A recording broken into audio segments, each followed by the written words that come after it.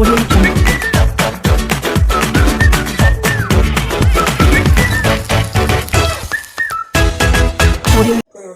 عليكم ورحمة الله وبركاته. أنا ميمي ودي قناتي مطبخ ميمي. النهاردة هنعمل الفراخ المشوية الكدابة. والله كدابة.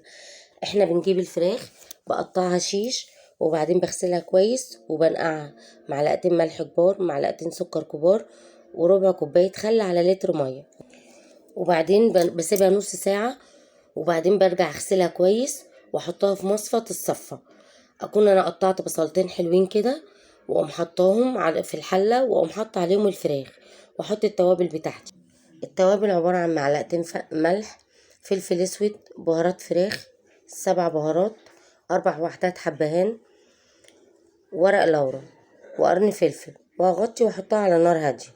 وبعدين هجيب حته زبده هسيحها، واكون مقطعه بصلايه احطها فيها واشوحها، وهحط بعد كده بهارات فراخ، كركم، وبعدين هنحط الملح وفلفل اسود وقرنفل، واكون غاسله الرز.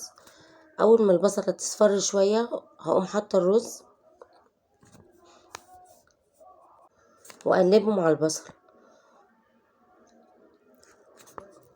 على فكره الاكله دي جميله جدا وسهله واقتصاديه جدا جدا جدا. هنا هنزل بالرز وهقلبه مع البصل، وبعد كده هيكون عندي معلقه عسل هحطها عليه، وبعد كده ميه من الحنفيه سهله خالص، يعني من غير ما تكون مغليه ولا اي حاجه، ميه من الحنفيه عاديه، واقوم حطاه. طبعا انت الرز على حسب بقى المقدار اللي انت عاملاه، عامله كوبايتين عامله 3، انت بتقدري تقدريه يعني بس. وبعدين هزوده، وبعدين هغطيه واسيبه يستوي. وبعد كده بعد شويه هعري على الرز علشان اشوفه الميه اتشربت ولا لا، واول ما الميه تتشرب هوطي عليه. على فكره الاكله دي سهله سهله سهله سهله. انا مش عايزه اقول كده يعني عشان ما تفكروش ان انا بقول كده وخلاص. وبعدين نرجع نقلب الفراخ عشان لازم تتقلب على الناحية التانية. هتعرفي ازاي ان الفراخ استوت؟ اول ما تلاقيها غمقت، اول ما تلاقي الفراخ غمقت من الناحيتين، هنا بقى هطلع الفراخ. واللي نزل من الفراخ ده احنا مش هنرميه، هنستفاد بيه طبعا، اللي هي الشوربة دي. الشوربة دي عندك بقى شعرية، عندك مكرونة، عندك لسان عصفور، عندك اي حاجة هتجيبيها وتحمريها عادي كأنك هتعملي شوربة. وبعد كده هناخد بقى البهاريز دي وهنزودها ميه، وبعدين هنصفيها طبعا من البصل ومن التوابل ومن الحاجات دي كلها. واول ما الشعريه تتحمر هننزل بالشوربه عليها كأنك عملتي شوربه لسان عصفور او مكرونه او اي حاجه. دي تاني خطوه، دي تعتبر تالت خطوه معانا في الوصفه دي بس. وبعد كده بقى هقول لكم نعمل ايه. هنجيب بقى بعد كده الطاسه بتاعت الزيت ونسخن الزيت كويس. اول ما الزيت يسخن هننزل بالفراخ وهنغطيها. هي متاخدش وقت خالص خالص خالص، يعني مش هتلحق معاكي خالص.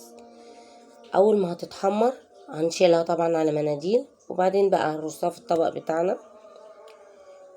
وبعد كده طريقة سهلة جدا جدا. ودلوقتي هتعرفي يعني ايه فراخ كدابة، فراخ مشوية كدابة، هتعرفي يعني ايه.